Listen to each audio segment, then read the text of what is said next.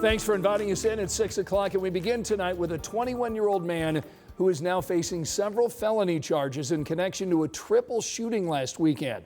Tonight, our Matthew Foltz shows us the video of the moments leading up to that shooting. Metro Police telling us that triple shooting happened right here in this alleyway next to this Jimmy John's drive-through on the city's northwest side, and it was captured all on their security camera. And now we're seeing the moments of that video play out leading up to the shooting. And we want to warn you, some of this video you might find disturbing. This is the video shared with 13 News from the Marion County Prosecutor's Office. They blurred the suspect and some of the victims, but you can see on the left side of your screen, the suspect fires shots into a crowd of people.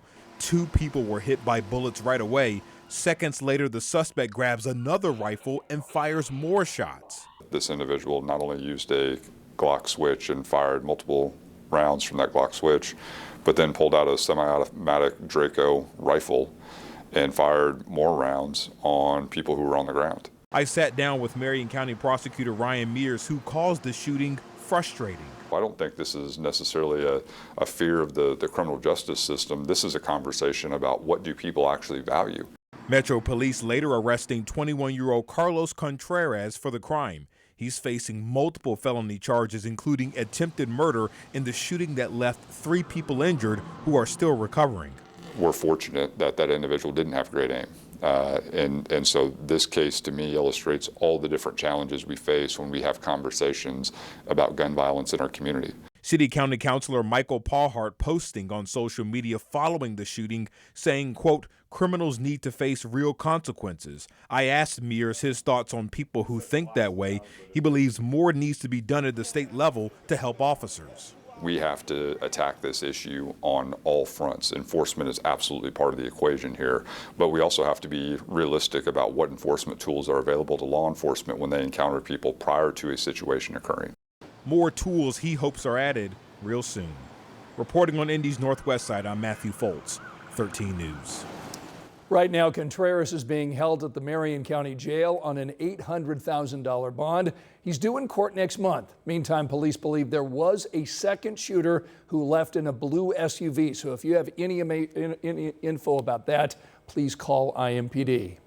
Well, tonight, IMPD is sharing new details about that mass shooting that took place over the weekend. Police tonight believe only one of the people killed was the primary shooter. Investigators say the other man who was killed was not who the suspect meant to shoot. That shooting happened early Sunday morning in a parking lot near Shore Terrace and Eagle Creek Parkway. Police say they're now working to identify a third shooter who's involved. If you have any information about this, please call Metro Police. Angela? Scott, as expected, we had morning fog and highs near 80 this afternoon. We still have a mainly cloudy sky, 78 Carmel, 79 Morse Reservoir, 78 Bunker Hill, and clouds and 77 in Bainbridge. Most of central Indiana is dry right now, and you'll get a couple of dry hours early this evening before shower and storm activity fills back in. However, there is a boundary that's already responsible for some showers and storms north of Indianapolis. We take you along Interstate 65 into Tippecanoe County. Heaviest rain pushing now just south of Shadeland. We'll continue to keep an eye on this. We also have additional storms pushing just east of Walton. This storm in between Walton and Peru has heavy rain and lots of lightning with it. Watching that boundary and an area of low pressure responsible for some rain out to our west. Combination of the two will increase our rain chances over the next several hours, and it will mean a wet start to Wednesday. I'll have the local analysis in a few minutes. All right, we'll see you in a little bit, Angela. Thanks. People who live on the north side of Indianapolis tonight are trying to keep the Monon Trail safe for both walkers and bikers. Tonight, our Jenna Webster explains their new safety features and what they're hoping to learn from it. So this is one of those new safety features we're talking about. These water barriers, there's 3 of them installed along 52nd Street when you're approaching the Monon Trail, and neighbors hope it'll help encourage cars to slow down when they're approaching that crossing. It's called a community-powered infrastructure project. Neighbors like Elizabeth Voss and Central Indiana Cycling worked with Public Works to install the barriers, cones, and repainted the bike lanes. Over the next few weeks, volunteers will track speeds and any incidents at this crossing to document whether the safety project works. According to Indy Pedestrian Safety Crisis, 3 bikers were hit between May and September here. It's been really nice to be out in person having conversations. Like every driver, every cyclist, every pedestrian is like, oh gosh, yeah, this intersection is rough. Public Works will use the data when deciding on any future safety projects. So these barriers are going to be installed for the next month or so. Neighbors are going to have to come take them down before November 1st and return the supplies to DPW. In Indianapolis, Jenna Webster, 13 News. Happening right now, developers for a proposed data center are in the Martindale-Brightwood neighborhood talking to Hoosiers about this project. It is the most recent proposal to put a data center here in central Indiana. People who live in that community tell us they want to know more about it. All of this comes one day after Google pulled the plug on a proposal to build its own data center in Franklin Township after weeks of protests. We've got Alex Almanza at that meeting, and he'll have the latest for you tonight on 13 News at 11. And now to a decision today from Indiana Governor Mike Braun that will ultimately help decide what all of us will pay for our utilities. This comes at a time when Hoosiers have expressed lots of concern about the rising cost of utility rates. Our State House reporter Emily Longnecker is here tonight to explain.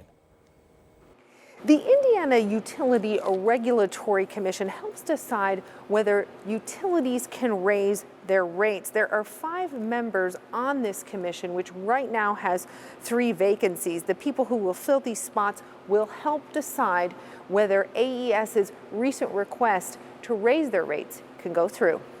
The company made the increase request in June. Since that time, Hoosiers have spoken out against the proposal, which could raise bills by up to $21 a month. Some of the most vocal, Hoosiers from Franklin Township, concerned about how a proposed Google data center would impact their electricity bills. This data center would require billions of dollars in new investment in order to be able to serve it with electricity. I'd like to announce our intention to withdraw this proposal. Monday, Google withdrew its bid following months of public outcry. Now that rates also have gotten in a place that most people are uncomfortable with, any data center is going to have to expect that since one could use up to 5% of our current generation, that they're going to have to be responsible for paying for it, and then ideally making the case of the community benefits more broadly. Tuesday, Governor Braun talked about how data centers figure into concerns about rising utility rates. Earlier this month, the state agency that represents ratepayers' interests, the Indiana Office of Utility Consumer Counselor, recommended denying AES's request for a rate increase, saying instead it should lower rates. AES says the hike is necessary to keep up with the rising costs of business. The IURC, including its 3 new members, will ultimately decide if the rate increase goes through or needs to be a lower rate. We need to make sure that we keep rates under control and still have adequate generation to make sure we grow our economy. And Governor Braun said Hoosiers are concerned with rising utility rates in the same way that they were concerned about the cost of property taxes last year. He is calling for an entrepreneurial approach to addressing utility rates, saying the state needs reliable utilities, but not at the cost of overwhelming families with skyrocketing rates.